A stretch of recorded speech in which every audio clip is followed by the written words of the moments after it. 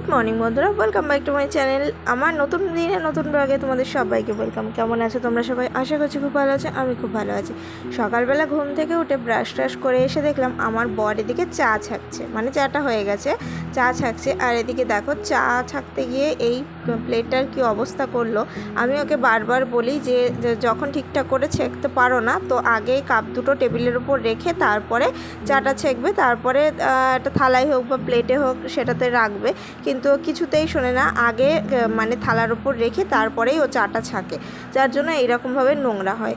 আর এদিকে দেখো আমার মহারাজ ঋষি কুমার এখনও ঘুমাচ্ছে, মানে ও এত গরম পড়েছে না, রাত্রের দিকটাও ভালো করে ঘুমাতে পারে না, যার জন্য সকালে বা ভোরবেলার দিকটাও প্রচণ্ড ঘুমিয়ে পড়ে। তো এখন ওই জন্য উঠতেও লেট করে। আর এদিকে দেখো আমার বর বসে নিয়ে গেছে চা নিয়ে, আর এদিকে এই যে বিস্কিটটা খুলছে। যদিও এই বিস্কিটটা খেতে আমার খুব একটা ভালো লাগে না, তবুও এনেছে, কিছু করার নেই। আর এদিকে দেখো বিস্কিটটা এমন যে চায়ে ডোবাতে না ডোবাতেই ওটা অমনি ভেঙে পড়ে গেল। তো এইদিকে দেখো আমি তোমার দাদাভাইয়ের সাথে বসে বসে গল্প করছিলাম একটু, আর এইদিকে কথার আওয়াজে ঋষিবাবু এরকম উঠে যাচ্ছে। এইটুকুই, কিন্তু পুরোপুরি উঠবে না, একটু একটু উঠবে, তাকাবে, এরকমই করে। তো তারপর দেখো চাটা খেয়ে তোমাদের দাদাভাই যার কাছে কাজ করে, তো তার বাড়িতে চলে গেছিলো। তো তারপরে ওর মনে পড়লো যে ও কাজে যাওয়ার যে গামছাটা সেটা নিয়ে যায়নি, তো আমাকে জানলা দিয়ে বললো যে গামছাটা দাও, আমি নিয়ে আসছিলাম।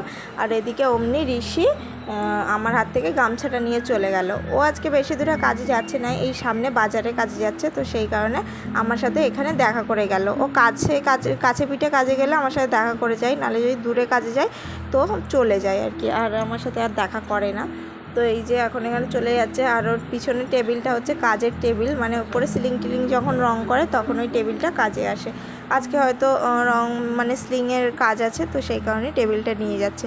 তো চলো, ঘরে এখন অনেক কাজ বাকি আছে, তো চলো ঘরের দিকে যাওয়া যাক। ঘরের দিকে আসার পরে দেখো আমি এখানে ঋষির বই নিয়ে বসিয়ে গেছি, কারণ ওকে পড়াতে হবে।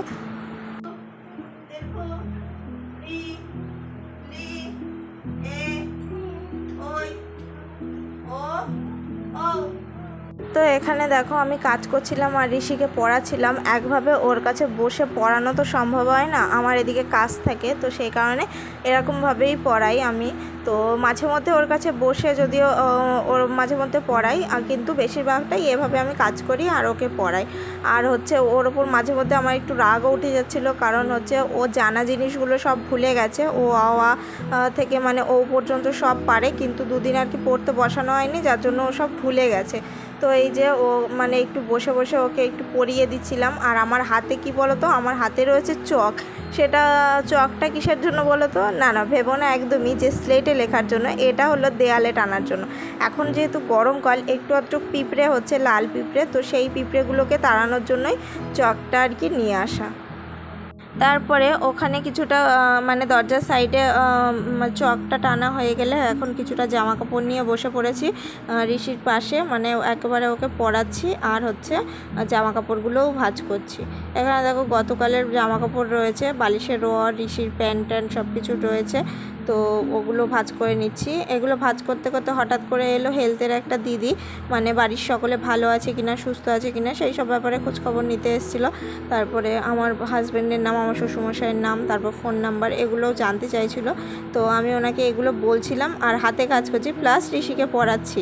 মানে বাড়ির বউ হলে যে কত কিছু করতে হয় তার কোনো ঠিক ঠিকানা নেই। মাঝে মধ্যে সত্যি সত্যি মনে হয় যে ভগবান যদি সত্যি মানে মা দুর্গার মতো 10টা হাত দিত, তাহলে মনে হয় আরও সুবিধা হতো আমাদের।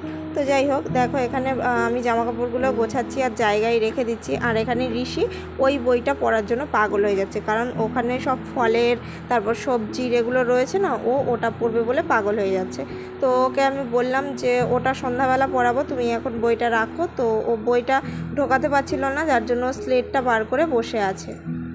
ও সব কাজগুলো করার পরে এখানে আমি রান্নার জন্য জোগাড় করে নিয়েছি। এখানে হচ্ছে পটল ভাজা, পটল ঝাল হওয়ার জন্য, আর অলরেডি এখানে ভাত হয়ে গেছে।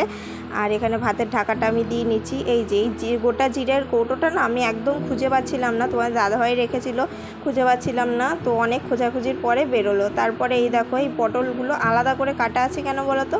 আমি ভেবেছিলাম যে ওই পটলগুলো থাক, এক্সট্রা দুটো পটল আর কি থাক, কালকে ঋষিকে ভেজে দেওয়া যাবে, কিন্তু তারপর দেখলাম যে না, শুধু শুধু দুটো পটল রেখে দেবো, আর তাছাড়াও একটু পটল শর্ট পড়ে যাবে, যার জন্য ওটা আবার পরে কেটে আমি দিয়ে দিলাম, পরে নুন হলুদ মাখিয়ে তারপরে একেবারে ভেজে দিয়ে দেবো।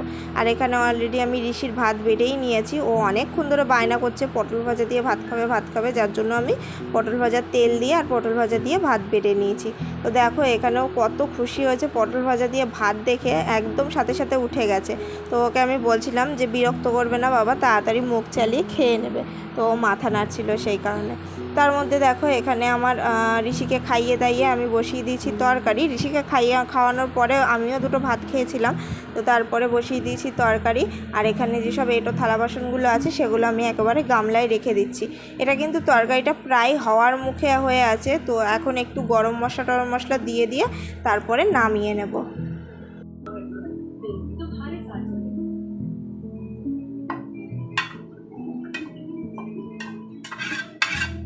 তরকারি নামানোর পরে গ্যাসটা মুছছি বলে তোমরা যেন ভেবো না যে আমার রান্না হয়ে গেছে। আমার রান্না কিন্তু এখনও হয়নি, এখনও আরেকটা রান্না বাকি আছে।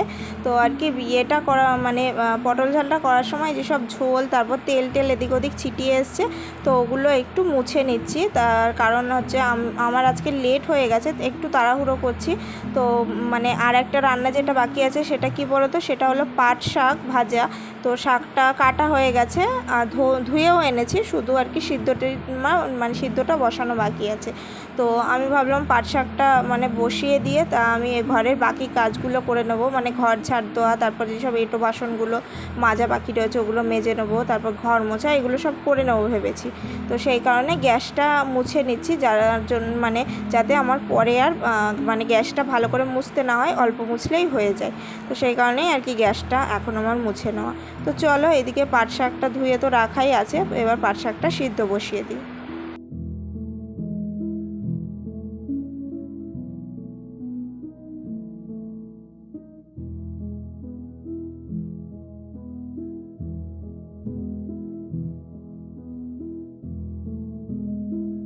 গুড আফটারনুন বন্ধুরা, আমি স্নান করে ঘরে এসেছি, আর এখন বাজে হচ্ছে 2:40, মানে 3টে বাজে। এখন আমার খাওয়া দাওয়া হয়নি, যদিও আজকে আমি পুজো দেবো না, তোমাদের দাদাভাই মানে আমার বর এসে পুজো দেবে, লেট হয়ে গেছে তো ওই জন্য তাই আর আজকে পুজো দিলাম না, খুব লেট হয়ে গেছে গো আজকে। যাই হোক, দেখো স্নান করে ঘরে এসেছি আর দেখি ঋষি ঘুমিয়ে পড়েছে, খাইনি। তোমার দাদাভাই যখন খেতে এসেছিলো তখন ওর পাত থেকে হয়তো 2-3 গাল মতো খেয়েছে, তারপর আর খাইনি। তো এখন দেখো ডাকছি ও কিছুতেই উঠছে না। আমা সোনা, আমা বাবাই, বাবা আমা, মা পপো খাবে না? পপো খাবে না মা? পপো খাবে না? পপো ভাত খাবে না? ভাত খাবে না কেন? ঘুমাবে? আচ্ছা ঠিক আছে, ঘুমা, সন্ধ্যাবেলা উঠে ভাত খাবে, ঠিক আছে? গরম লাগছে? পাখা চালিয়ে দেবো বড় পাপা? আচ্ছা ঠিক করে শো মা, বালিশটা নিয়ে ওখানে যাও, বালিশটা নিয়ে ওখানে গিয়ে শো মা। ওট বালিশ নাও, যাও বালিশ নাও, আমি বড় পাখা চালিয়ে দিচ্ছি।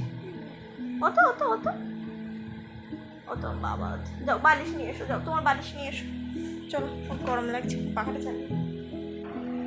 ঘুম হয়ে গেছে তো, ভাত দিই? খাবে না? চলো আমি দুটো খেয়ে নিই। হ্যাঁ দাও ভাত খাবে বলে, চলো খাইয়ে নিই তাহলে।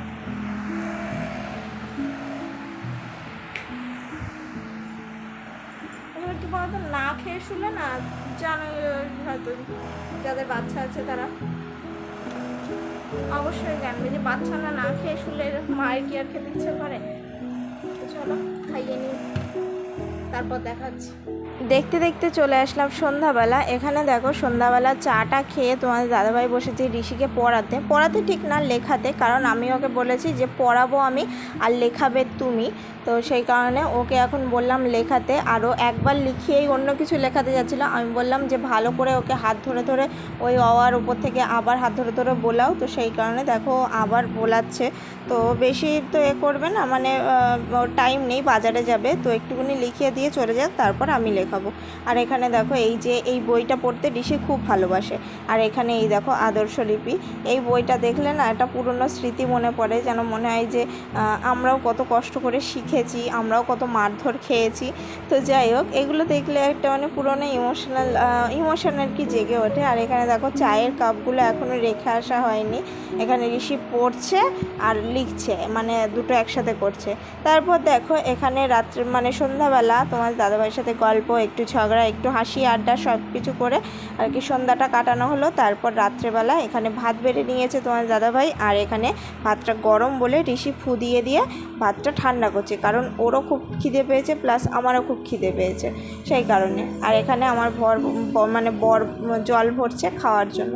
তো চলো আজকের ভিডিওটা এখানেই শেষ করছি। ভিডিও ভালো লাগলে লাইক কমেন্ট শেয়ার করে দিও, যারা আমার চ্যানেল নতুন তারা চ্যানেলটাকে সাবস্ক্রাইব করে দিয়ে বেল আইকনটা প্রেস করে দিও। আজকের মতো এখানেই টাটা জানাচ্ছি, কালকে দেখা হবে নতুন কোনো ব্লগের সঙ্গে। আজকের মতো সবাইকে জানাই টাটা, সবাইকে জানাই শুভরাত্রি, বাই বাই।